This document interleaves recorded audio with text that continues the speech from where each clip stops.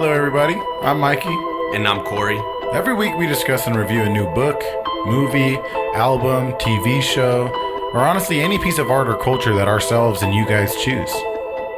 This is Mind Control. So there was these people who were being kidnapped and mind controlled. Exactly, dude. And I can totally see how that happened. Because, imagine if you were just given acid or just drugs like that are so disorienting for hours and hours on end and never being able to come down and not feeling safe and having somebody tell you things and accuse you of things, you know? Yeah. Mind control. That's how we do it, baby. GG's. Mind control. On this week's episode of Mind Control, we're going to be discussing Logic's last and final album before retiring, No Pressure. And on next week's episode of Mind Control, on August 25th, we will be discussing the new novel, Memoirs and Misinformation, written by Jim Carrey and Dana Vachon.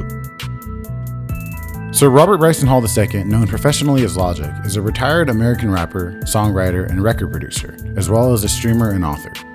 Logic released 6 studio albums and 6 mixtapes. Logic began his music career in 2010, releasing the mixtape Young, Broke, and Infamous.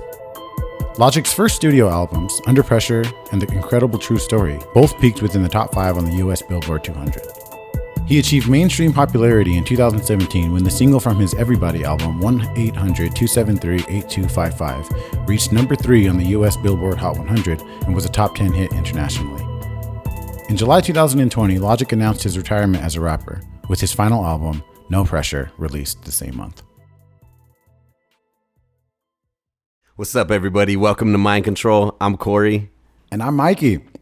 And on this week's episode of Mind Control, we're going to be listening to No Pressure, or discussing No Pressure by Logic. Excuse me, his supposed last and final album of all time. I have listened to Logic quite a bit. I would say probably his most recent few albums, though.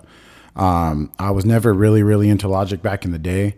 I was never really into Logic at all back in the day. And it's kind of been wild in researching this album that he's been doing it for over a decade now, which is kind of wild. Un1verse, yeah. I'm sorry, Corey here has not really, you said you hadn't listened to Logic ever before this, right? Really? Okay, so not ever. I had heard a song or two, but I never listened to like a project or really paid attention. It was more like I heard the songs because I don't know. I don't even remember where I heard them from, but I heard some from one of his older albums. They sounded like Kendrick songs, kind of. Mm-hmm. It was, I think it's, I don't know if it's a Spaceship album where they're on the ship or before that, maybe. I think it's before that. The Incredible True Story? You heard that? Is that the one where they're all on the spaceship? You mean on the album cover? I don't know. Yeah. That's one thing we should say too, is that like if you're coming to this podcast to hear two Logic heads talk deep in Logic lore, this is not going to be that. So I have a lot of information that I wrote down through notes and researching and stuff that I think that is super interesting. But it's kind of interesting doing this. One, me listening to him barely, and you even less. So what did you think of the album, dude? I'm so fucking curious to know what you thought. You know, when I first heard it, it was cool. It wasn't like the first couple songs were all right, but then a couple of them were really good. You know, like either way he could rap. You know, for sure. Like right away, I was like, okay, like he's pretty good. I don't know. Some of them just didn't, I guess, hit for me the right way. I don't know, but then some of them were super dope. Mm-hmm. Like that Perfect song is really cool. I like the end of I have it written down. I forget what it's called, but the end of the one song where he's actually rapping like about a girl that he met like in space or some shit. It was pretty cool. It was like its whole story, you know. That's the end. Is it the end of Soul Food? That's the end of Soul Food 2. When he's talking about Thomas and Kai, and he says, "I'll hit you with this here molecular gun, set to kill, never stun." Yeah. That's a fire ass track. That's actually goes into a lot of lore, that like deep Logic lore, which there is a thing, like a lot of Easter eggs and shit that he's left behind since he did the album The Incredible True Story. I think that was in 2015. And I have a lot of information on that I wanted to talk about. I've never listened to it, and I went to go listen to it while I was researching all this shit. But basically, there's 2 characters on there on that album, Thomas and Kai. And since he made that album, and I think maybe even before, there's like Easter eggs throughout album covers and throughout other albums, talking about Thomas and Kai and trying to, and continuing that story, I guess. Like a running narrative, Yeah, exactly, through all the albums. And I guess Ultra 85 was the album that was always rumored to be like the ending to that story. And okay, is that what I was wondering what the Ultra 85 was, because I heard it mentioned on a couple songs, and I was like, it must be something, Yeah, from the past or. Yeah, from my understanding, it's like basically the rumored album, the rumored ending to the Thomas and Kai story.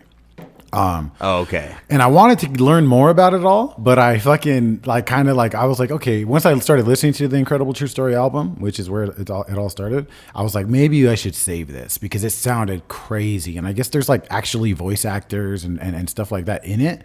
So it sounds dope. And I think I'd rather wait and maybe do it on a future episode or something like that rather than just like listening to it. Try to like just blaze through it. Exactly. It's no, I knew that there was something, because I remember when that album came out, where he was in the spaceship. I remember seeing people on Twitter like talking about it, and it sounded interesting. Like, because I like that, I like the whole idea of it being a concept and not really about him exactly, like made up characters. Yeah. So I was always interested. I just never really sat down to listen to it. But dude, some of the songs are really dope. The only thing I would say that I really just didn't like about the album is the little, I don't know, the robotic or alien girl that would talk in between about what influenced it. I thought it was a little corny. I knew you were going to say that.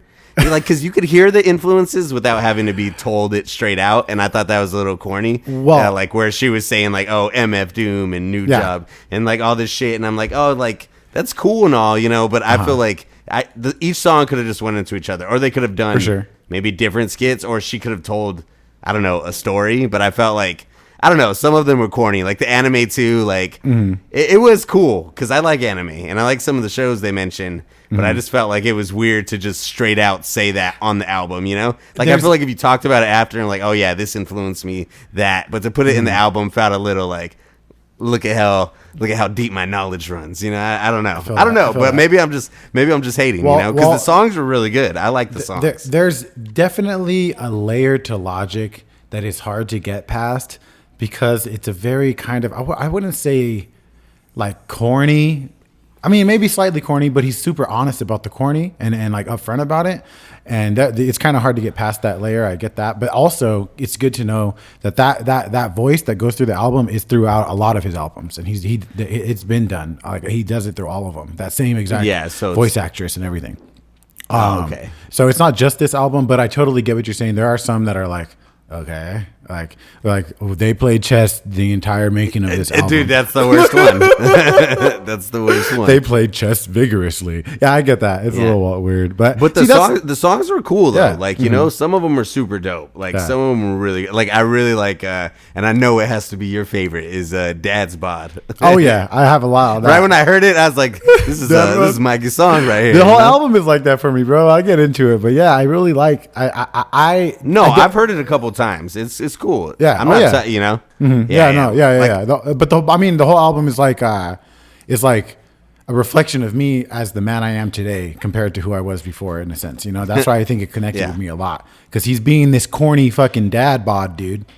And as you can see, we're both like dad bods right now. Yeah. I got mine peeking over here trying to say hi too. Anyways, but. Yeah, so it's like they're fans, bro. Yeah, it's a trip because I was listening to the album like the last few times. I kind of like understood. I started to be like, oh, I think Corey's gonna have like a certain like opinion of it, which is kind of why I started saying like, I wish I would have showed you a different Logic. I would have introduced you to Logic with a different album because it's kind of like it's like if you listen to goddamn. Revival or Kamikaze for the first time, you're not going to like him. You're not going to be an Eminem fan. Like if you listen to never heard Slim Shady LP or Marshall Mathers LP. But either way, let's get into the album. I'm definitely super interested to see which tracks ended up being like the ones that you liked. I know you said you like Perfect. That one is. We'll get into that one. I love that. I love that one too. But we'll just start with the No Pressure intro. I'll play a few seconds of it. Oh, there's just the intro of the girl saying welcome. So one thing I want to mention about the whole album is that the beats are a fucking vibe, dude. They're just so smooth and spacey. I really really love the beats and just the overall sound of most of the album being like just such a smooth, almost like a kick push type of vibe, almost like an Eminem Infinite type of vibe. Like almost the whole album sounds like that to me. I loved the intro. I love the use of Orson Welles as well, and I have a lot more information about him. Did you know about Orson Welles before you heard this? I don't know much about him. I know who he is and a little bit about him, I guess. But I like that too. Like I like the intro a lot. Like I like how it opens up, you know. Yeah. And I like the Metal Gear too. He says something about Metal Gear, and it's a snake from. I don't know if you ever played Metal Gear Gear Solid. Oh yeah. Like, see, I like when he uses the samples like that. I just don't like when the girl comes right out and says it. It seems weird to me, you know. Like I think that's cool how it's like integrated in. Like it's a cool intro, and then he raps on that too, right at the end. Oh yeah. Mm-hmm. Yeah, that shit's no, it's pretty dope. I like that one. Yeah, it's not a bad opening, you know. Yeah, for sure. The Metal Gear Solid shout out was definitely dope. It was actually the original voice actor too. It was what? I said it was actually the original voice actor who did Snake. That was actually him who did it too. He came. Really? He's actually really That's active. Pretty cool. After researching, he's actually really active in like trying to get them to do a movie, and he's like really, he's like one of those guys who like don't shy away from, you know, how like if you get known as one character, some people like want to rebel from it. He's like really but he's not. Yeah. Oh hell yeah, dude! Snake's a dope character. I would be too. I remember that, dude. That was one of the first games I beat the whole game. That was dude. Metal Gear Solid 3 Snake Eater changed my life. Damn, I don't. That was the one where. That was the one where that was like one of the first ones you go in the jungle and like you had to like eat and like to keep your health up, and you could like kill snakes and like cook them. It was very like interactive for the time, you know. Mm-hmm. Yeah, you know, like other games have done that now too, where you could eat and shit and like kill animals and like and like you had to find your own resources in the forest. Like it was pretty cool. It was a good one. It was for PlayStation 2, I think. Okay. Yeah, I think it was 2. Yeah. But no pressure intro. It was cool. I liked it. Not a bad way to open it. Not at all. I got a bar here. Call it static. My headphones on. It's Illmatic. On my Rosa Parks in the back, writing like B Rabbit. How I carry it, murder the beat, and then I'ma bury it. Producing tracks for the underground like Harriet. Yeah, no, he does have some bars. He's got hella bars. Sometimes they go over my head. Like I'm trying. I reading the lyrics. I was like, wait, what? There's some bars on here that fucking. I'm telling you, there's one. What track was it on? We'll get to it. I wrote it down. But holy shit, there's some bars on this album, dude. No, dude, he does. That's what I'm saying. Like, it wasn't my favorite album, but I can't deny that he can rap. You know, he's obviously skilled. It's just not really like. Some of the songs were though. Some of the songs were my shit, you know. But like the whole thing wasn't. Like if we're going on to the second song, like the second song took time to grow on me. Like I like it a little bit now, but the first time, I'm not gonna lie, I didn't like it. What, hit my line? Yeah. I didn't like it too much. You know, it sounded, I don't know. Like that's the one where he says, "I got the Glock in the." I have that line right here actually. No, I guess I don't. I thought I did. No, I don't. I like it now though. I actually like the hook a lot now, but the first time I didn't like it. But you know, that's the Tyler, the creator, the Igor's theme. That's the sample. I did know that. Yeah, I read that. Yeah. I read that part. Yeah, for sure. Yeah, I like. It sounds like it. You could tell. Go ahead. No, I was saying it sounds like it. You could hear it in the beat. You know. Yeah. Mm-hmm. Yeah. Yeah. Hell yeah. I hit my line is definitely one of those that were like. I don't know how to. I get what you're saying. Like the first listen wasn't the best or whatever, but once you listen to it more, and I really started to like the hook. I like the idea of talking to God and asking. It's almost like a prayer in a sense. Yeah, I really like the. You know that ain't me, dog. The universe don't pray to God. What? That don't make no sense. I really hear. I love the beat. It was very spacey and futuristic sounding. I love the idea of the message sample and the message. I always say that all the time. So I really liked how it's like hit my line and he's talking to God about it. And then the little message part really went with it well. I do like like I said, the more I listen to it, I do like the hook a lot. Like that's my favorite part of the song. It's not a bad song. It just wasn't my shit, you know. I feel you. I totally feel all that. Don't even trip. I got a bar here. Evil politicians, people on Twitter bitching, hashtagging, but in real life they never pitching. Been addicted to money, been addicted to fame, addicted to arenas and people screaming my name. But it's time to let go. It's time to make a change. So can you hit my line? I know you hear this rhyme, but come to think of it, you probably hear this all the time. They're very like that's one of the things that I actually liked about the album, and is on some songs he's just fucking. It's almost like how we write, like or how I've written. I guess I could say in the past. It's just like you're just fucking flowing. You're not really caring about sounding like using good words, wordplay, and all this other shit. And there is a lot of wordplay there, but really it just sounds like he's just like writing whatever the fuck he wants. And I really like that about this album. This album was written over the course of 1 week and mainly created in just 4 studio sessions between Logic and No ID, but perfected over the course of the year that followed. I wrote that. I quoted that. That was one of the things that the girl said. Little samples. See, that one is okay. Like I could deal with that sample. Yeah. I think that's cool. That's interesting. And that's, the other things, yeah. I don't know how, to me, when I heard that, I was like, wait, what? Like that's pretty crazy. Yeah. That sounds crazy that you wrote the entire album.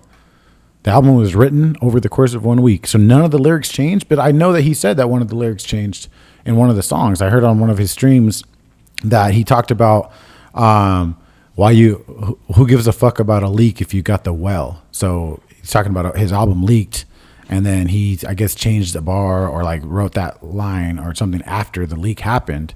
So if the album wasn't written over the course of 1 week because he said it wasn't. So that just kind of made me think of how serious that was. I'm sure it was mostly serious, but maybe he did have a completely different album and maybe he's talking about a leak from before. Yeah, and then maybe he redid the album, Maybe that's true. I don't know. I wrote my notes. In the message of this song is really deep and sounds like Logic is asking God for help through this decision to retire, on top of the struggles of dealing with this newfound realization of the world, the snakes in the system. And I put no bar intended, and I thought that was a bar because of the snake intro for some reason. That's not a bar. Audible. You didn't need to write no bar intended. Anyways, next track is GP4, which actually stands for Growing Pains 4. Let me play a few seconds. Oh, that even just fucking 4 seconds of that is fire, dude. Holy shit. Okay, I didn't know it stood for Growing Pains 4. I do like this song. I think this song's super. The beat, the way he raps over it, it's really good. I like that line too that he wrote. Let me see, where is it?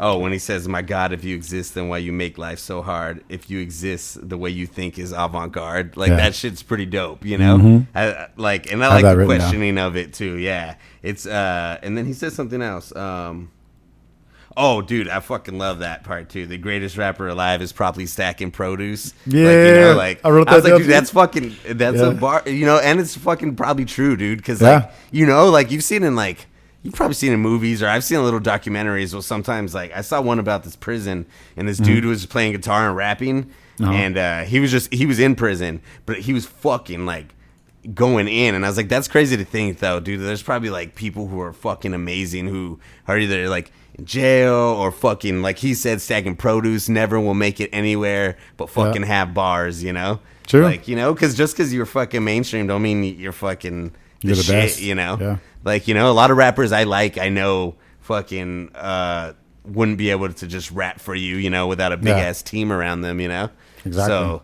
I really like that line. I do like this song though a lot. This is one of the first songs where I was like, oh shit, okay, this is pretty cool, Mm-hmm. Hell yeah. Yeah. That's one of the first. This is one of the first tracks that I really started to vibe with.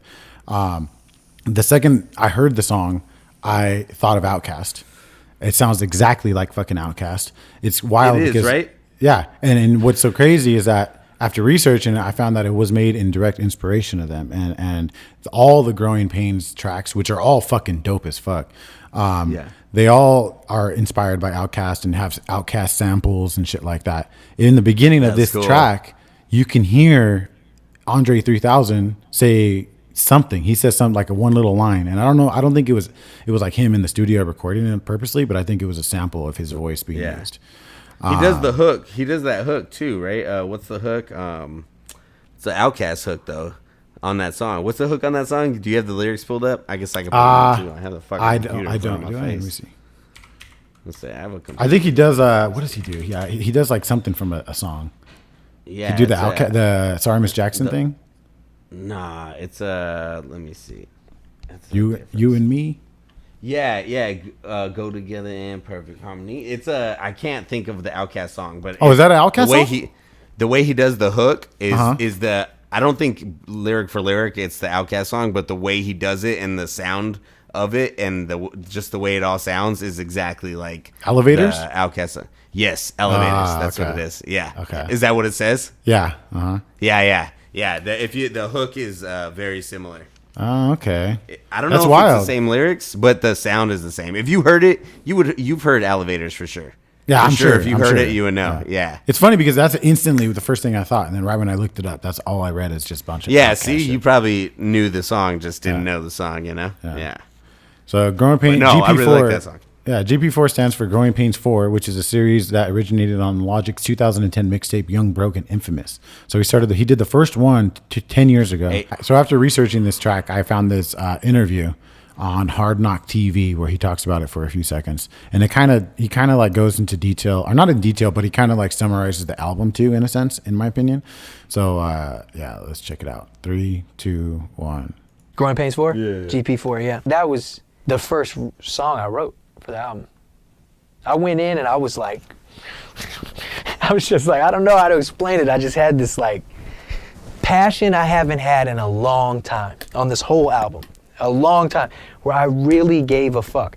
Now that's not to dismiss fans who enjoy my music. There's a difference where I really gave a fuck to be on some top tier God level lyricism. No, I don't give a fuck. I am gonna fucking kill myself making this perfect.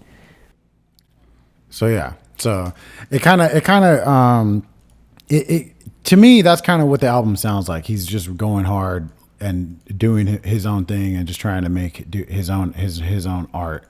And I really liked hearing that GP4 was the first track he wrote because there's a lot of fucking bars in there, dude.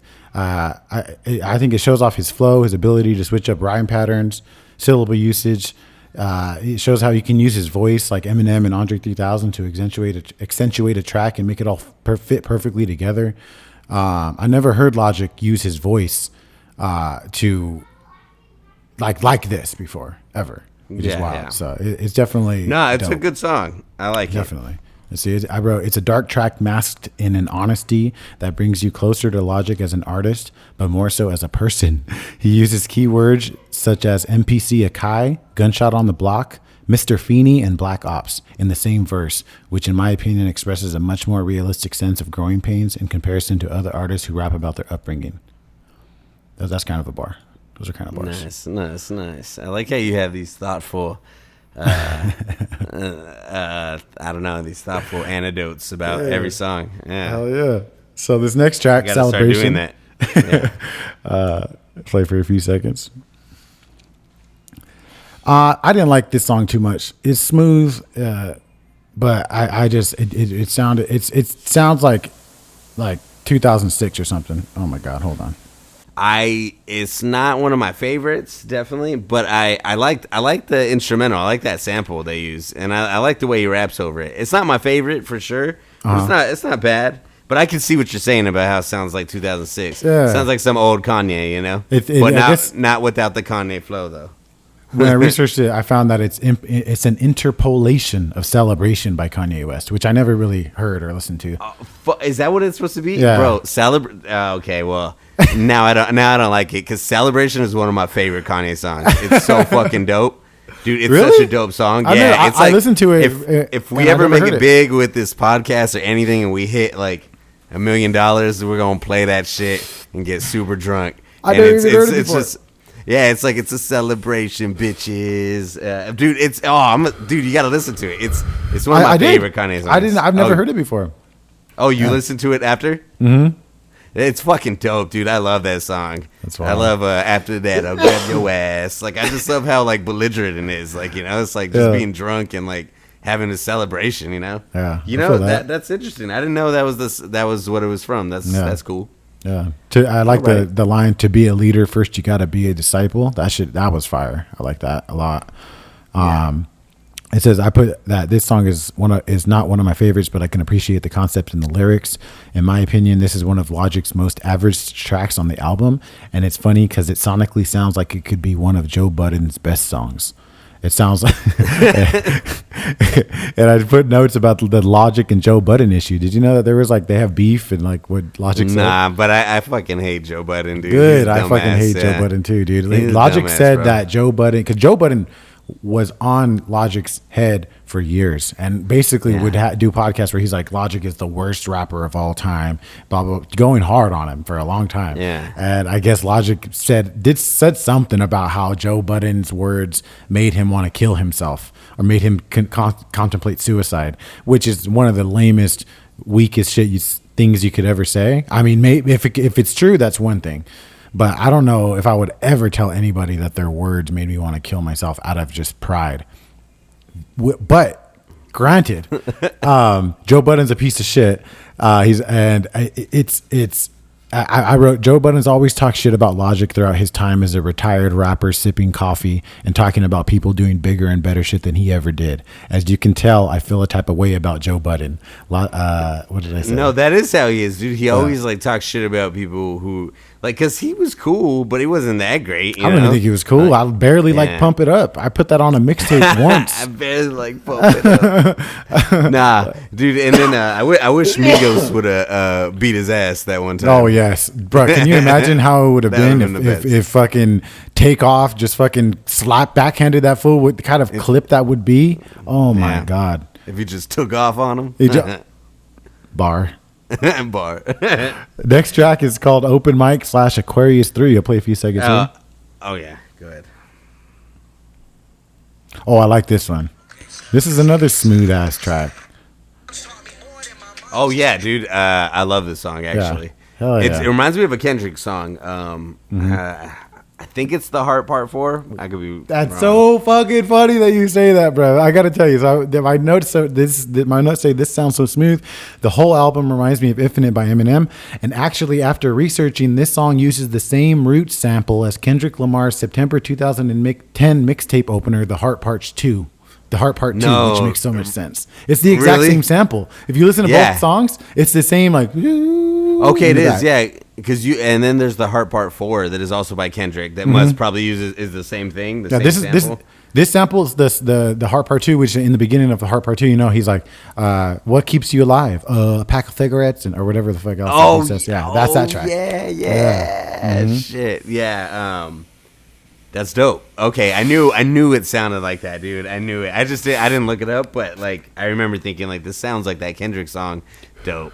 Respect for calling that, because I didn't notice. It sounds like Infinite to me, and it reminded me of something like Kendrick. But the fact that you even said the Heart, that's what's up. I fucking love Kendrick. That's the first thing, because he does have similarities. Like the old songs I heard off of whatever album it was, I can't remember.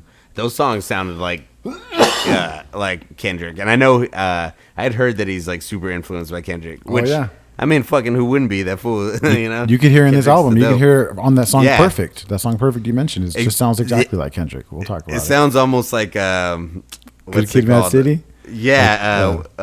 What's it called? The song fucking "My Dick Get Big as the Eiffel Tower." Shit. I can't think of it. Backstreet Freestyle. That's what it is. I wanted to say Blackstreet Boys. I don't know why. Backstreet Boys. Fucking, I have these bars right here. Rip out my soul from the depths of my flesh from my blood I caress. Right on the page so it's fresh. I take my time but express. A lot on my mind, but I guess it's just in my genes like a Glock 17, like a genetic scene. Fucking bars, bruh. I fucking really like this track. This is like one of the ones that really like was like, oh, this is good. This album's on a different level. I do like this really song. Fucked with this one. I like the open mic thing he has in the beginning too that leads into the song. It's kind of cool, you know. Has that vibe. Fuck yeah. I like that line too. Bitch, I'm back. Bitch, I'm back like the muscles surrounding my vertebrae. Like that shit's dope. You know, that's a bar right there. You know, I was like, that shit's dope. Yeah. Oh yeah. I don't know if I'm just destroying the bars by saying them like I am, but I'm gonna keep going. I have more that I wrote down. Go. If it ain't about my happiness, then I could give a fuck less. I remember window shopping. Now I'm shopping for windows for my baby new room. Bobby coming soon. And that's the type of line I would have second guessed putting on my shit before, out of fear that they would hate because they couldn't relate because it wasn't relevant. Give a fuck if it's evident. This right here is the evidence. I'm like Leo and Revenant. Bear with me. Bar. That's the best bar on the album, bro. I loved it. You know, I do like that line, and at the same time, I don't. You know, that's a bar. It's a little corny. No, it is a bar for sure. That is a fucking bar. That's Lil Wayne in his prime bar. Right. If somebody said that when they were freestyling, I would have been like, oh, you know. So you're right. It's hard. Right. I get what you say though. It's a little like obvious, you know, or whatever. But it's a bar. Nah, it's cool. Yeah. It's cool. I like it. But no. This is one of my favorite songs on the album. Yeah, this and the next one, whenever we get to it. But this one's really good. Hell yeah! Just to end this track, I have. Oh, and there's a Rocky line, and there's a Rocky line in here too. I don't fucking have it. You know what? Actually, I do have it pulled up right here. Let me see. Damn. Let me see. Give me a second. I got the lyrics here. I don't know why I wasn't doing this the whole time. Guess I can play this shit on my phone because I can't hear it when you play it. Yeah, you're good. If you play it like in the background on your phone like that, you could do that for a while, and it's fine because it's like not. Actually, maybe that's the next song. I think I wrote it above it. But this line's okay. So this line is actually crazy that I forgot to write down. I don't know if it's. I don't see why he would take a shot at Drake, but he says, as I repeat, feeling in prison, and this is my freedom through these lyrics. And then he says, as I repeat them and beat them into my conscience like Adonis. And Adonis that's Drake's son, right? And he says, beat him into my conscience. Like, I don't know, like, you know, like how Pusha T, like, kind of bullied him into, like, bringing it. I don't know, you know? I was like, is that... But I know Adonis is something else too. Yeah, I think. So it could be. I didn't look too much into it. Is that on this track? Thinking like, yeah, it's on this track. Let me see. It's towards the but end. I know Rap Genius is frowned upon, but I got that shit was kind of fire for this. Sometimes it's cool. Sometimes it sucks. Yeah. Sometimes it's like what? Sometimes the lyrics aren't even right. Yeah. Like what? I like when people do their own Rap Geniuses. That's kind of cool. It doesn't have any sort of. As I repeat them and beat them into my conscience like Adonis. Feeling in prison and what's Adonis stand for? What does that mean? I don't know. I know that's Drake's son's name. Oh, Greek mythology. Adonis was the god of beauty and desire. Oh, okay. Yeah. Damn, that's a dope name then. I thought it had to do with Adidas, bro. I thought that's all that mattered. He named him after the Adidas. Well, you know that it came out at the same time, right? People were actually saying that shit. Yeah. Oh, here's the line. Oh, he said the one that I was saying. It is in the song. I skipped it. Word to .D. My family got me no carbon copy. Life can hit you harder than Drago, but if I roll with the punches when it's Rocky, don't ever stop me because Drago is the guy that Rocky fight. Yeah. So I was like, damn, that's a bar right there. That's a bar. There's a few bars. Bars. Yeah, there's some bars. Yeah. I feel like if this album was a roller coaster, this would be the first loop. That's kind of how I felt. Like this is the first time I was like, oh, that's what I wrote. Yeah, I wrote such beautifully and honestly written tracks with beats that perfectly reflect them. I love that. Soul Food 2. Let's hear a few seconds. Oof, this sample, bro. Reminds me of fucking Troy. From Troy with the movie with Brad Pitt. You know what I'm saying? Yeah. Fire. This is the second track to the first Soul Food, which appeared on Logic's debut studio album Under Pressure about 10 years ago in 2010. Okay, Under Pressure is the album that I heard the two songs from. Okay. Okay. That's the album. Yeah. I kept thinking too. I was gonna say No Pressure, but I was like, that's the name of this one. But I could have swore it was someone with pressure. It was that one. It's pretty cool. His first one was Under Pressure. This was Okay, I like that. Yeah. I can see that. I can see the growth. I like it. So the first half of this track, Logic talks about how he's grown as a person and an artist since the first Soul Food track. And on the second half, he basically just goes into the story of Thomas and Kai, which we'll get to. Soul Food 1, the first 2 bars are goddamn conversations with legends. Crazy how one day your idols can turn into your brethren. And then on Soul Food 2, the first 2 bars are goddamn conversations with people. Crazy how one day the legends forget that they equal. Oh, okay. Okay, you know, I like little that. song. Cool. Yeah, that's what I'm saying. Logic is deep. He's a lot deeper than people. Maybe I have to listen. Maybe I have to listen to all of them then. You know. Definitely. Yeah. What really got me into Logic is I think it was what was it? Was it the second Bobby Tarantino album? I think it was, or mixtape or whatever. One of those mixtapes. But man, I went hard on it. I like how he makes weird syllable switches work super well. It reminds me of you and your this track reminds me of Un1verse, the rapper, a lot. Oh shit! Yeah, tell you that. You gonna make me blush. I like this is one of my favorite songs on here. Hell yeah! I like the flanger gator effect that's at 236, which I think I could play real quick. I'm gonna go to 236. Yeah. So I'm with you. Yeah, that shit is tight. Yeah. Oh yeah. Hey, that drop is dope. I like that. Hell yeah. And that's right before it switches to the next part, right? Yeah. Mm-hmm. Yeah. Sounds like some shit Logic did when he was like stoned or fucked up, and just fucking around. He was just like, I'm just gonna keep that in. That's just sound tight. No, it sounds good though. Mm-hmm. Yeah, it's a cool little drop. Mm-hmm. But dude, I love the second half, the space. It starts at 311 if you want to hear it for a sec. I'm gonna play it. All right. This reminds me of fucking Atmosphere, bro. Low key. This shit is so smooth, and that type of a sample like the sounds just reminds me of Atmosphere so fucking much. I could hear that in the sample, but yeah, dude, I like the way part. he raps. Yeah, I like the way he raps a lot, and I love that. I love that storytelling though on that one. You know, it reminds me of I don't know if you ever heard of Diggable Planets. They're an older group. You've heard them before.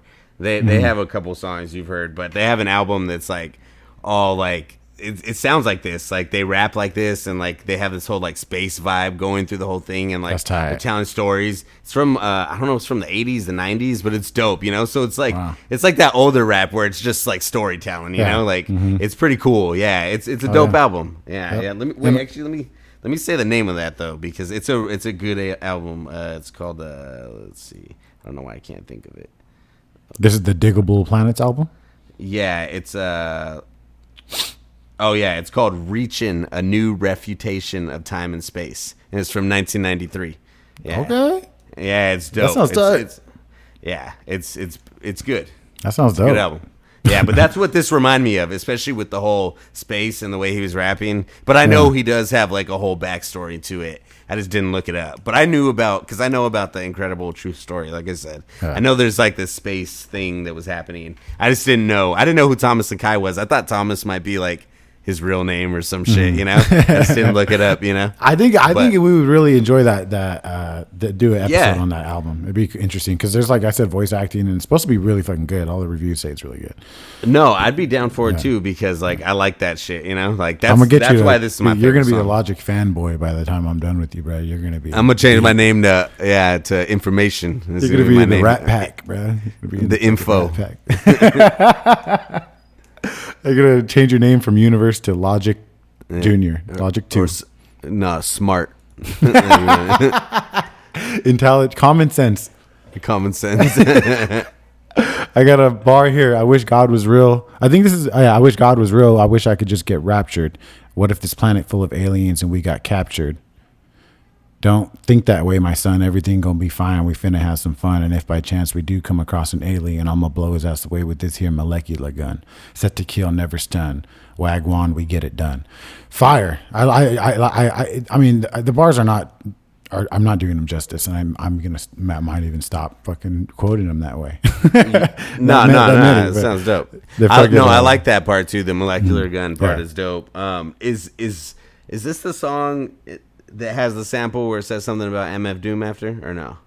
I don't know for sure. Because I wondered if that's the line too. Because he says set the kill, never stun, and MF Doom has a song as King Ghidorah because he has a whole nother persona. It's like from fucking Godzilla. You know King Ghidorah. No. The 3-headed dragon. Godzilla. Yeah. So he has his own. It's King Ghidorah, and he has a song called Phasers, and it's like set your phasers to stun. And I wonder if I just wonder if that's like influenced like that bar because he says set my phaser. Doesn't he say the phasers always set the kill, never stun? Not stun. Yep. Yeah.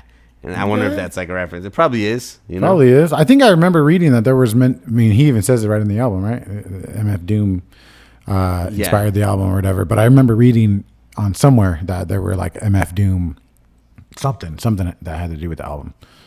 Yeah. All right, let's get to the next track. Perfect. This is your favorite track, you said, right? Yeah, I'm sorry. Okay, yeah, I'm right. Oh, wait, my bad. I don't even move on. I was sorry. I was looking it up just to make sure. Yeah. Because sometimes I get the MF Doom King Ghidorah and King Ghidorah mixed up with the actual name because the names, they're super similar. Yeah. I just want to make sure I said it right. Yeah, you fact checking yourself live. I love it. That's a real fucking fact journalist right there. Yeah. All right. Which we're doing the next one? Yeah. Perfect. Ooh, this one's heat. Yeah, it's my first note I wrote was holy ghetto trap shit. Dude, his flow is crazy, his delivery is crazy. There's fucking dope bars. I love my favorite part though is the you're my sister, cousin, brother from the other side. Well, I don't know who told you that. My mama, well, she fucking lied. Like, dude, it's just so dope. I like that he's just spitting on this one, and it's like you said, like it's not even worried about the bars. It's just like fucking flowing and doing shit with his voice, and it's really cool. But it does remind me a lot of Kendrick, but that doesn't take anything away, I hate when people use that as like a point to knock somebody, like, it's like, well, dude, you're inspired by people. Like, how many fucking rappers and people are inspired by like Jimi Hendrix and all that shit? You don't call them posers for using the sample, Exactly. Like, what the fuck? Yeah. Exactly. I think this song is super dope. One of my favorites. Yeah. Like you said, just because it sounds like Kendrick doesn't mean that you can fucking do it. You can't, like, other people can't make a song like that sounds like Kendrick and it'd be fire like this to a horrible beat. This beat is horrible. But dude. But it's a dope ass track. I wrote the notes. I always wanted to make a dope ass track to a horrible beat, and Logic did that perfectly here. Dude, I like the beat the way it hits. Like it's fucking cool. It's a fruity. But you're right beat, though. But if I heard it without his vocals, I probably would be like, Dude, yeah, it's literally Fruity Loop default samples. It sounds like, but it fucking works. I'm not taking anything away from it. A lot of those fucking trap songs are like that, but it doesn't matter because it's all about the flow and the way that they ride the beat. It's fucking fire, bro. Fucking fire. I hate that people talk shit too, like, because I did see that on Twitter. We were talking shit. Well, he sounds too much like Kendrick, or like he tries to. But I'm like, I could see if he was using all Kendrick's words and shit. But just because he has the same flow, I'm like, dude, you know how many fucking rappers have the same flow as other rappers? Yep. And you don't constantly hear them being knocked for it, That's true. And it's like, dude, Kendrick is a good person to be inspired by, like, like, and if you can match his like caliber of rapping, like, good for you, because that's fucking dope. Because in my opinion, Kendrick's like the fucking king, Yep. For sure. Yeah. So I think this song's super dope, But I hate when people use that as a reason not to like it, I'm like, that's stupid. Yeah. Logic said on his Twitch listening party that he did, because he went live and like released the album and like was chilling. He wrote, he said, I flex, I swag, I do all this other shit to bring a message in literally the last fucking bar. And so this is the end of the bars on the track. This shit right here, a masterpiece. I'm coming in hot like the police, shooting my shot like the police, all on the block like the police. Man, who gonna stop? Stop the police from leaving bodies in the motherfucking streets, man. perfect, fire or whatever. So first off, I love the sample, the perfect sample from Street Fighter. Perfect. I've always said that perfect. I used to say that at work all the fucking time, and nobody really got what I was saying. But I love how he used it. It really fit perfectly as basically like ad libs in this track. And it was fire. I love this fucking song. Yeah, and it's a great song. Yeah, and there's albums where he goes off like this, like, and I've what the fuck was it? Was it the first Bob and Tarantino mixed? One of his albums. There's one where he talks about where he just kind of went off and he did a lot of like braggadocious ratchet type shit like this, and the whole album was like that. So I'd be interested to hear him doing more type of tracks like this. Yeah, I like this song. Yeah, it's dope. Oh yeah. Next track is called Man I Is. I'm gonna play a few seconds. Oh, this is the one, the horns one. Yeah. Hey. Okay. Go ahead. Did you already play it? Yeah. Yep. The horns is. I'm trying to figure out what else it's from. Okay, so the main sample in the song when it starts is this Erykah Badu song. Didn't you know? I don't know if you ever heard it, but like it sounds exactly like that. It's the exact sample. It's a fucking dope song. Erykah Badu's the shit. But the horns. I don't know what the horns are from, but they're from something. Spotty Audi Dopalicious by Outkast. Is that what it is? Okay, maybe, yeah. It says, dude, I've heard those horns somewhere on a rap song, and me and Frankie were talking about it, and we could not fucking figure it out. And I didn't want to look it up. Yeah. Logic's own in-house producer Six based the sound around a sample of Tarika Blue's 1977 record Dreamflower. That's what that samples? This says it based the sound around a sample, and then it lifted the horns from Outkast's Spotty Audi Dopalicious to form the instrumental for this track. Okay, I wonder if that maybe that Tarika Blue song though, that's probably what Erykah Badu samples then too. You know, it's probably the same sample because he brings up Erykah Badu too. Yeah. So this is the sample when he says. He called up Erykah Badu and she said, I'm a sample Tarika Blue. Yeah, he says that. Okay. This is what he's talking about. I thought he was talking about on that song too. I didn't know he was talking about this song. Okay. I didn't know that was a sample already. The Erykah Badu song is dope too. But that's cool. I like this song. I like the flow. I love the fucking beat. The instrumental is crazy. Dude, the whole album is like this smooth, vibey type of music. It's on repeat for me. Does he produce a lot of it or any of it? I'm not too sure. I don't think so. I think ID was the guy he did most of it with. Right? I don't know if he made the beats or not. I know he. On that one track, he says at the end, like, "Oh, I couldn't get the sample cleared for Superman. Like, I'm just gonna chop this up." So I was like, "Oh, does he produce any of it?" Yeah, he does produce. He does produce and he does a lot of shit. Yeah, I don't know exactly what he did. I didn't look too much into that. I thought it was just ID, but yeah, I should have got into that more. I'll do that next time.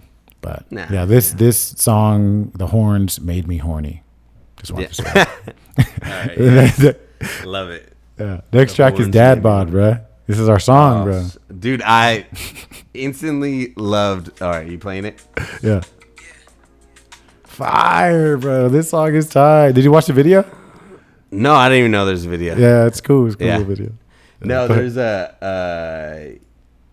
Fucking instantly, dude. When I first heard this, I liked it, you know? And I'm not gonna lie, like getting into the second or third verse where he talks about like being in the grocery store and shit, like I was like, it's a little corny, but I'm not gonna lie, I like it though overall because like he has a point. Like people are talking shit that like I'm not talking about my life. Like, do you really want me to talk about my life? Like my life's pretty fucking boring, you know? Outside of the touring and everything. It's dope though. And that hook though, I fucking love that hook. It's what is it? Chilling with the homies at the crib, bumping Pac Dig. This is the life I live. You ain't know about it. Yeah, and then they hit the studio with no ID. Yeah, dude, that shit is dope. The whole song is really good. Instantly though, I heard this one in Tahoe, and instantly I thought about you. I was like, damn. I was like, but you, Mikey loves this song. Yes. You know? Fuck yeah, bro. Exactly. Nah, it's a really dope song though. It's fucking. I like it. It's probably I mean, Perfect and Soul Food 2 are probably like my two favorites, but this one's like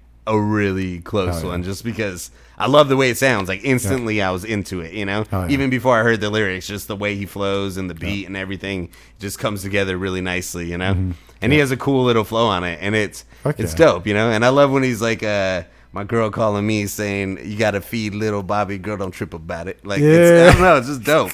It's fucking cool. I like it. I like it. Yeah. It's a great fucking song. It's probably one of my favorites on the album, if not my favorite. I obviously love the concept of it. It's really coincides with where I'm at in life too.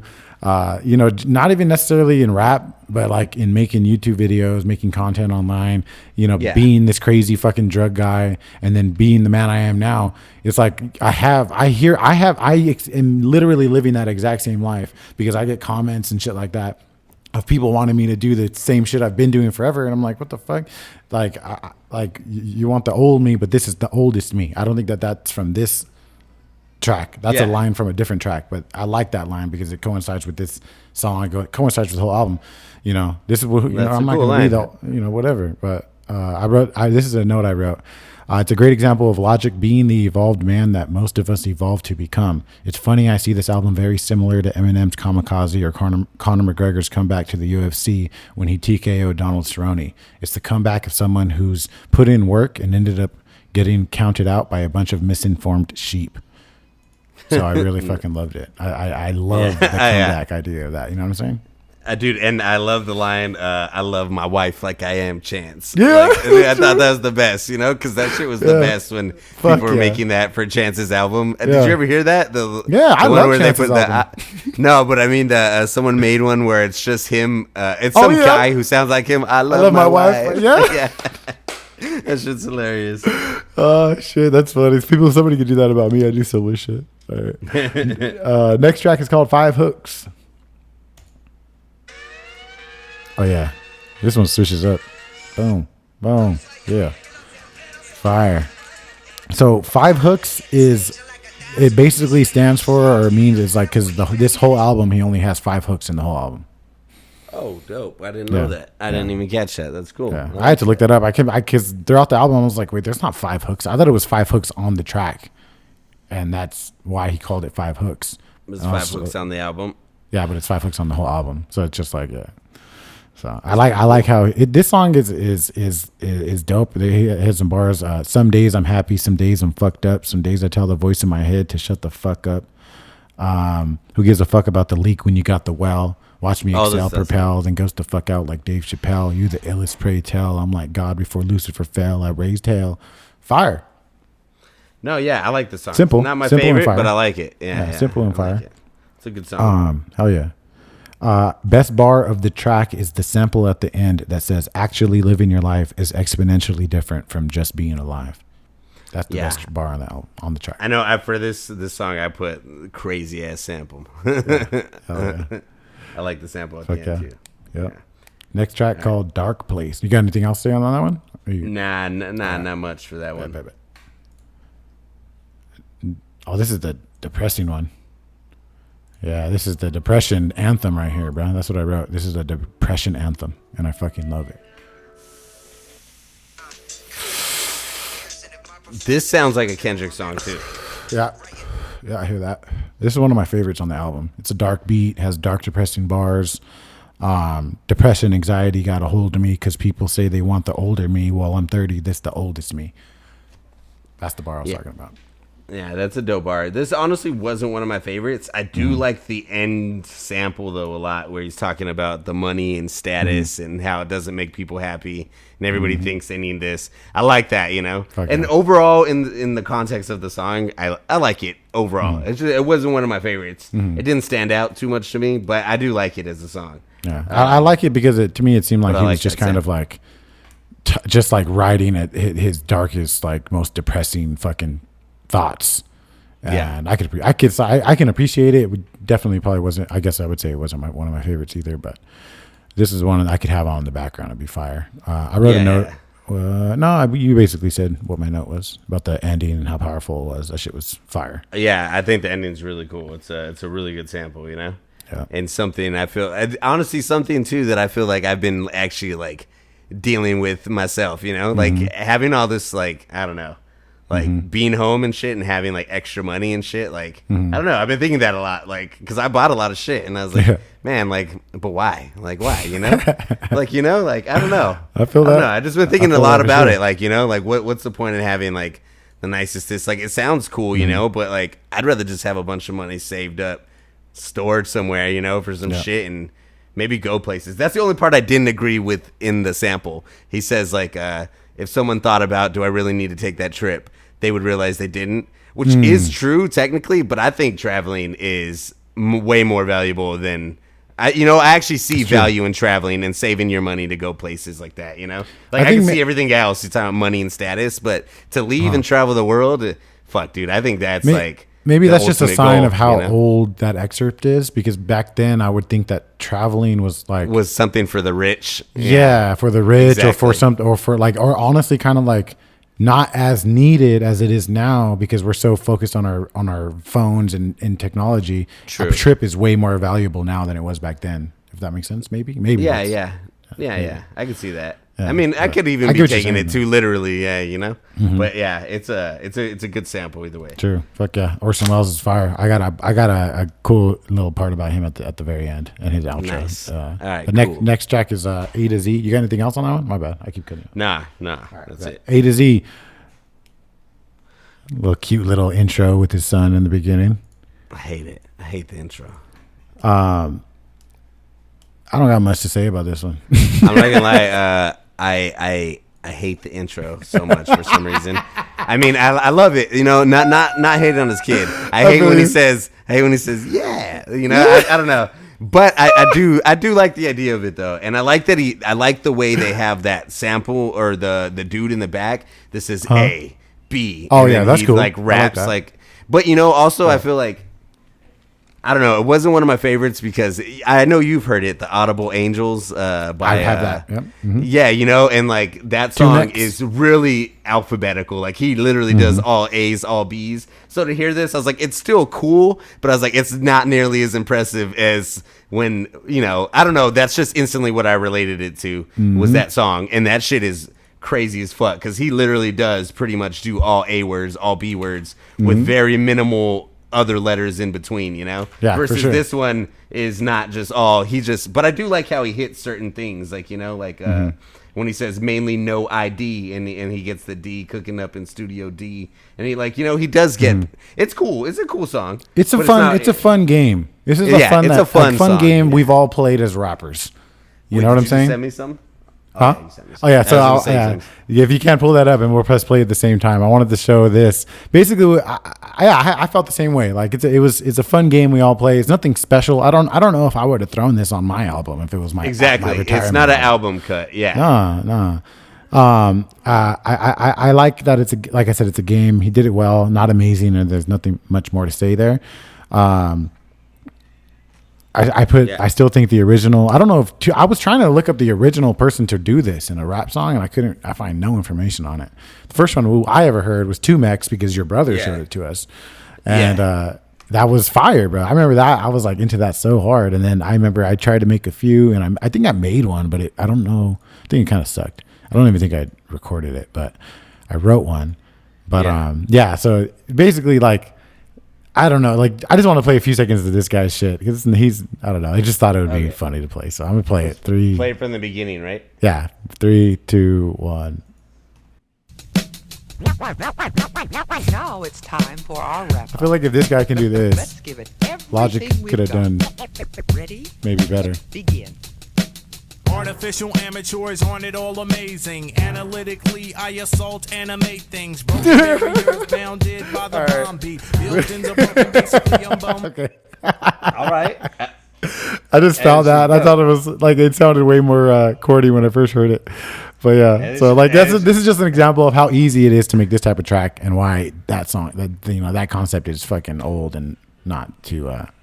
Yeah. But that shit's pretty dope. Actually, that song we were just listening to, I like. Yeah. I think I like it better than A to Z. Yeah, maybe that's what I'm saying. Like if this guy, could do something, whatever.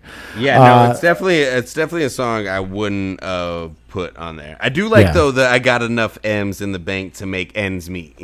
Oh, that's tight. I think that's a dope line. Yeah. Can you go to the track and go to 255? To the actual Logic track on A to Z, yeah.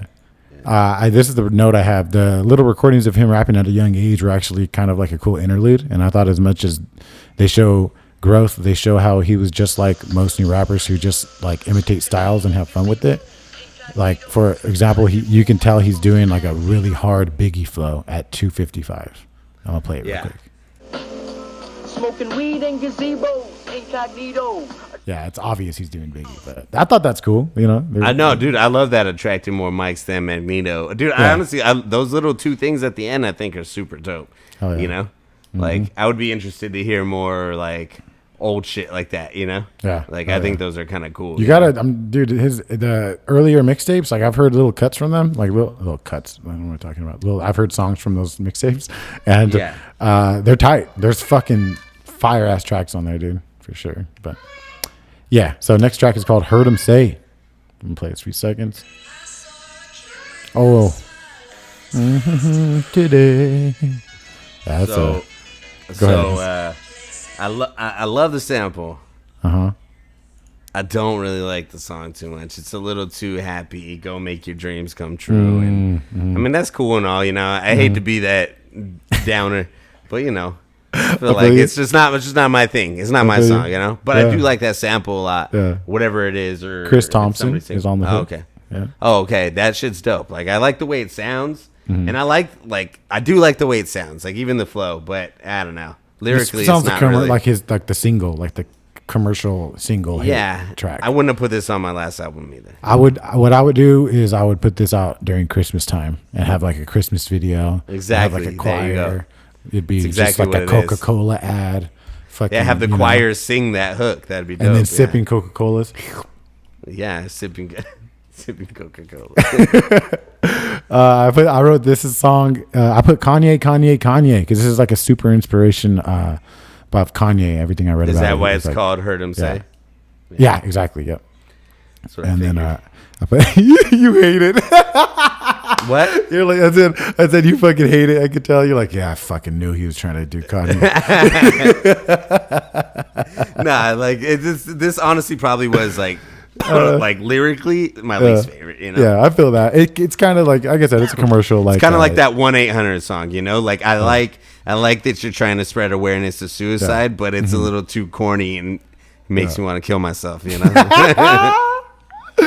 Oh shit! I don't have any bars from this one because low key there weren't any. He's really just outright telling a story, and actually he says that in the hook. So I do have a bar. Say I ain't good enough. They say I ain't good enough. Even if I sign a Yeezy, I wouldn't be good enough. So that's kind of a bar, you know. Say I ain't good enough. Yeah. Sign a Yeezy wouldn't be good enough. Killing myself to make a killing. Fuck the bullshit. I'm gonna just write what I'm feeling. I like that. I like that as an honest track. It's definitely. I love the fucking production. I love how it sounds sonically. I love the sample. I think it's a great track. But I think there could be, you know, I would love to hear how Kanye would sound on this fucking track. Honestly. Yeah. See, it's a good. Yeah. Nah, it's my least favorite. Yeah. Definitely GGs. not my. Yeah, but you know, on 1-800 though, I would say just to bring it up since I brought it up that like I don't know, like I don't like to hate on him for that song though, because a lot of people hate on that song, and I'm like, well, I mean, it is kind of cool that he brought such awareness to that. Like I didn't even. I would never know that number, you know, and like now you have a lot of people who know that number just because of the song, you know, which is kind of cool. True. But yeah, but it's still like it's hard to balance. That's what I found hard listening to this album. There are moments that are amazing and that are great and that I love, and I'm like, damn, he's really, really good. And then there are other moments that I'm like, okay, it comes off a little Macklemore corny, you know, which I feel like it doesn't have to be, because he doesn't have to do that. Some songs it's not there at all, like, you know, like that GP4 and like all those songs and like the Aquarius and Soul Food, like it sounds so good. And then he has songs mixed in like this last one, and I feel like, or A to Z, and I feel like you know, I don't know, like maybe just the way he picks the albums isn't. Because there are songs like if he would have replaced them with certain songs, this album could be like amazing the whole way through, like everything, like fuck. But then there are moments that are like, okay, I could skip this song, you know, which isn't his fault. I mean, a lot of artists do that, you know. I feel like there's not many artists where the whole album is like, fuck, dude, this is the perfect track listing. That's true. They picked it, and there are moments on this where it is, you know, like I feel like from what is it? GP4 and then even Celebration, even though it's not my favorite, but GP4, Celebration, and then right into the Open Mic and Soul Food and then Perfect. and then Man I Is, and then Dad Bod. Like that is like perfect right there. And then it starts to fall off again a little bit, you know? Like I feel like there are moments where the album's amazing, and then there are moments where like, you know? Uh-huh. That makes a lot of sense. Like song selection in his albums maybe, you know, be an issue. And especially I think that this album was also meant a lot more for people who are fans of his too. And I think that's why the A to Z thing, it would be cool. Like if Eminem did something like that, even if it was like low key like that, I'd be like, oh shit, that's kind of cool. I'd be more into it if it was Eminem, you know what I'm saying? But and you know, you are right though. After you've told me all those little Easter eggs, I could totally see how this is more for the fans. Like, if you've listened to the other albums, you're probably picking up on a lot of things that I had no... I mean, you told me things that I literally would have never picked up on my own, you know? For sure, unless I went back and listened to everything. So, I could see that. I could fuck with that. And see, cool, there's one thing, too, about Logic is he's super, understood, I guess. And even in researching this album, I started understanding like, oh shit, Logic actually kind of been through a lot of shit. Like he actually was like around gang shit. Like he was actually like around a lot of like drugs and shit. Like when he was younger, like he actually lived that type of life, which I never really would have known if I didn't research it. Cause he just looks like a cornball, and he is a cornball. But knowing his research now, like, oh shit. I would definitely be interested. Honestly, it would actually be kind of cool to like go back, listen to all the albums, and then come back to this and like do like a little like 20 minutes on it, you know? Or I don't even know, but you know, just like because now that you tell me all that, I'd be interested, because if it is a running narrative, I could fuck with that, you know? Like I think that's cool, you know? If there's just things that I'm missing, like I'm down. Teach me, you know? I'm exactly. That's what's such a trip is when I did the reaction video for I forget which Logic album it was. But I did one, and then all these fucking Rat Pack foos popped in my comments, and we're just like, oh, you got to check this out. You got to listen to this. It's a like kind of like a cult classic artist. He's a cult classic artist. He has a cult following, I guess you could say. Yeah. So, that's cool. No, I'll definitely go back. So last song, right? Amen. Yeah, last song, Amen. So I guess technically at the end, I heard him say it says this concludes No Pressure. Welcome to Ultra 85, I believe. That's at the end of. I think. Yeah. That's what, so this is supposed to be that last song or that last album that you said. Yeah. Yeah. That's cool. I like this song actually. Right. Yeah, this song is dope, dude. I really like this one. I put this is basically Logic's last song to the world if he is truly retiring. And if I was him, I'd be proud that this song would be the last one. It's a beautiful song with beautiful, upbeat, hopeful vibes. The title of the song is Amen. Obviously, a perfect thing to conclude with. I really See, I feel like this is a perfect example of the song before I didn't like really at all. And this song, it has a similar vibe, positive, but I feel like it's the beat selection and everything, like it's just done right. Like this sounds like a positive that I could fuck with, you know? That also sounds empowering. The other one sounds a little positive and kind of corny. This one actually sounds positive. I'm like, okay, all right, you know, like fucking good for you, man. Like I'm glad you're you know, when I listened to this song, I felt like, you know, because I saw that little interview where he talked about how everybody just shits on him for no reason, you know, which I felt, you know, and like they shit on his wife or his kid. I'm like, yeah, that's fucked up. You know, people are stupid. So like to hear the song, I was like, it's cool. Like I think this is a really good, like if this is your last song, this isn't a bad one to be your last song. It's pretty cool. Yeah. It's hopeful. It's a beat, and it's kind of like, hell yeah, man, like good for you, you know, get your money. And then I like the little sample at the end too, you know, the little sample is cool too. Right, that's at the end of this. Yeah. Which one? What does it say? It's the whole sample talking about. Or is there another song after this? Oh, there's "Obediently Yours" is the last track, and it's the whole Orson Welles thing. Yes. Yeah. But on Amen, I wrote down a couple bars. I put "Been to hell and back twice just to feel the burn." That alone is fucking fire. Even this standalone bar, "We make plans and God laughs." That's fire. Yeah. Some people live in the past, others live in a flask. Even your picture perfect life, it could be gone in a flash. So pick perfect, it could be gone in a flash. That's fire. Texting on your way to work, and now your brain's on the dash. That line right there, it makes me feel a type of way every time I fucking hear that shit. Because the first time I heard it, like I just visualized my motherfucking brains on the dashboard of my car because I'm fucking texting, and how dumb and stupid that would be. and it was like, oh, it just made me like want to throw up just thinking about it. But yeah, so that's a great track. I think it's a great way to end the album. I mean, his last vocal track on the album, him rapping. But so this last track, Obediently Yours, I'll play a couple of seconds of it. Fire production, and it has a little bit of a story to it, and I'll just kind of get into that in a second. But mostly I wanted to mention Orson Welles, and I know we're kind of, we're already almost an hour and a half in, but I have one more last YouTube video I'm going to send you real quick. And this is kind of goes into detail, or not goes into detail, but this is, okay, so Orson Welles is, holy shit, why can't I just drew a fucking blank right now? Hold on. Let me pull this up. I have more information. I just don't know how I would introduce him. He was an American actor, director, writer, and producer who is remembered for his innovative work in radio, theater, and film. He is considered one of the greatest filmmakers of all time. I think there's a documentary on Netflix about him right now, or some sort of movie. I've been wanting to watch it. I don't know what it's called, but I'm pretty sure it's about him.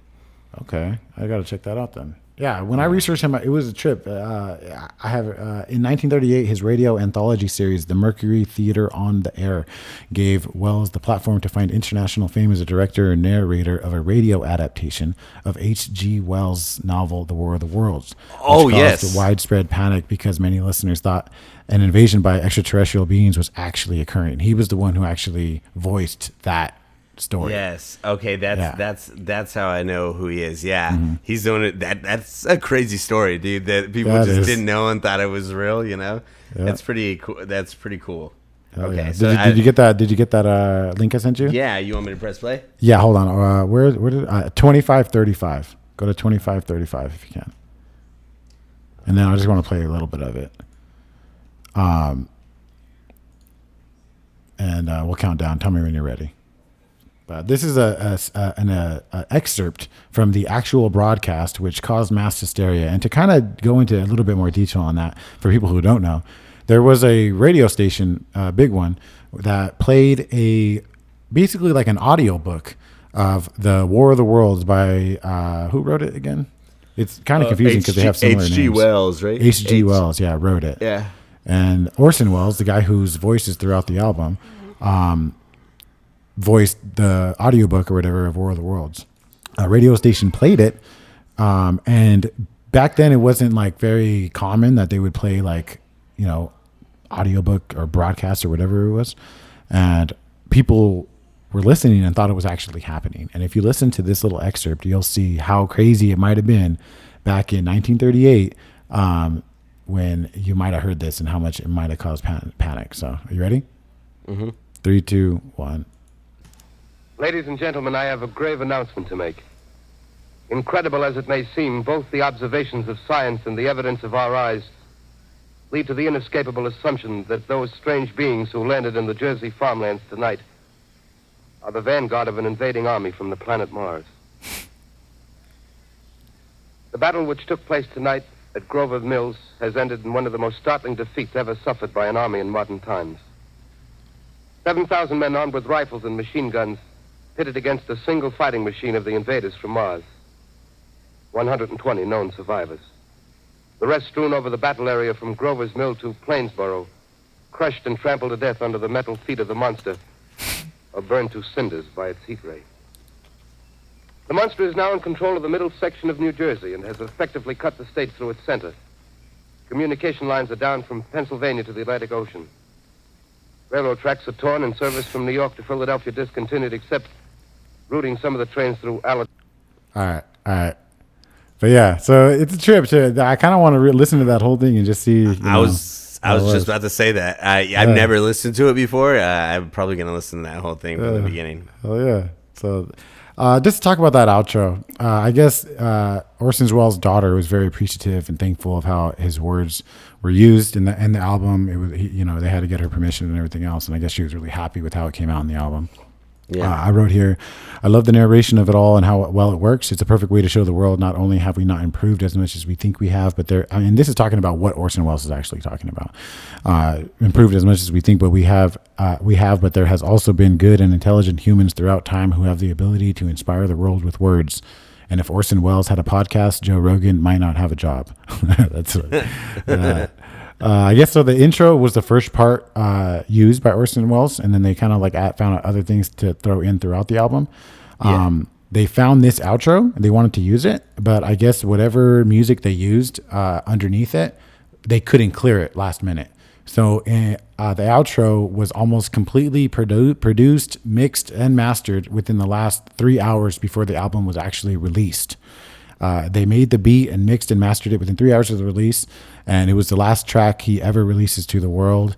And I thought that was a trip that they made the last track ever in 3 hours. So all the production, all the cuts, all the drums and everything were made randomly because they couldn't clear the sample last minute, which is fucking wild. It's a cool outro. I like that it says something about everything that's going on without him. I don't know, like, he didn't, like, that wasn't what the whole album was about. Like, there were little parts, like, at the end of Perfect, but I like that he ended it with, like, that, though, like, that message. And it was cool that it wasn't him giving it out, because hearing him say that might come off as a little corny. But, with the sample and everything, I thought it came off really well, Oh, yeah. It's cool. Oh, yeah. I really can't believe we did an hour and a half on this album, dude. That's kind of a trip.